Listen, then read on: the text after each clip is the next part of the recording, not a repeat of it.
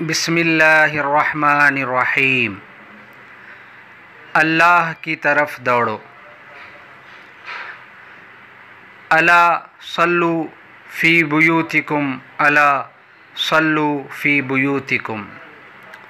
حرم شریف میں اذان کے ساتھ کیا جانے والا یہ اعلان کہ اے لوگو گھروں میں نماز پڑھو، اے لوگو گھروں میں نماز پڑھو، آج ہماری مساجد کے میناروں سے بھی سنائی دی جا رہی ہے،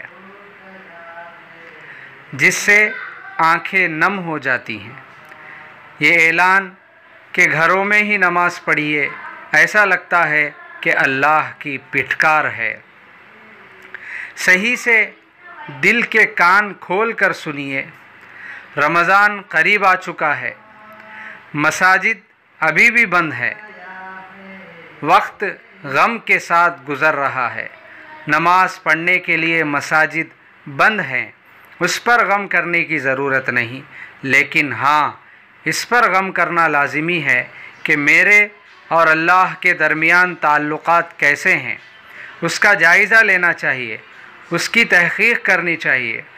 اللہ نے ہمیں جو قدر و قیمت اور دین اسلام جیسی نعمت سے نوازا ہے، اس کے بارے میں فکر کرنے کی ضرورت ہے۔ اللہ کے نبی نے حدیث قدسی بیان کرتے ہوئے فرماتے ہیں کہ اللہ تعالیٰ نے کہا، میں اپنے بندے کے ساتھ ویسا ہی معاملہ کرتا ہوں جیسا وہ مجھ سے گمان رکھتا ہے، میں اس کے ساتھ ہوتا ہوں جب وہ مجھے یاد کرتا ہے، اگر وہ مجھے خلوت میں یاد کرتا ہے تو میں اسے خلوت میں یاد کرتا ہوں، مجلس میں یاد کرے تو میں اس سے بہتر مجلس میں اس کا ذکر کرتا ہوں، وہ میری جانب ایک بالشت آگے بڑھے تو میں ایک گز بڑھتا ہوں، وہ میرے پاس چل کر آئے تو میں دوڑ کر اس کی جانب جاتا ہوں۔ متفق علیہ۔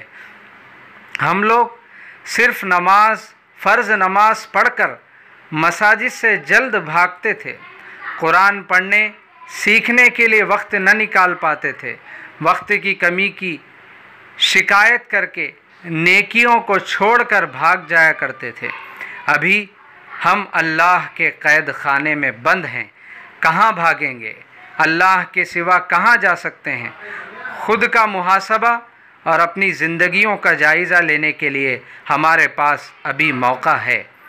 فرضوں کے ساتھ ساتھ نوافل کے ذریعے اللہ کی قربت حاصل کریے، اپنے خاندان والوں کے ساتھ باجماعت نماز کا اہتمام کیجیے، نماز سے پہلے اور نماز کے بعد کی سنتوں کا اہتمام کیجیے، کوتاہی مت کریے، حتی الامکان کوشش کریے تہجد کی نماز پڑھنے کی عادت ڈالیے، نفل روزہ رکھیے، صدقہ کر کے دوسروں کو خوش رکھیے، فجر کے بعد تمام گھر والوں کے ساتھ بیٹھ کر قرآن کی تلاوت اور اس کی تعلیم کی کوشش کیجیے، صبح و شام کے اذکار کو پابندی سے پڑھنے کی عادت ڈالیے، اللہ کے سامنے رو رو کر گڑ گڑا کر دعا مانگتے ہوئے اپنا وقت گزاریے، اللہ کی رحمت و مغفرت کی طرف دوڑیے۔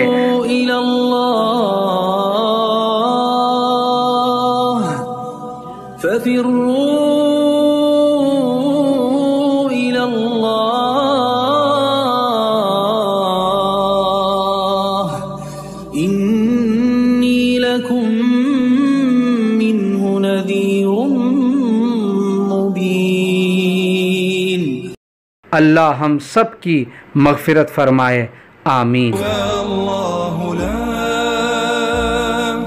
خوف ولا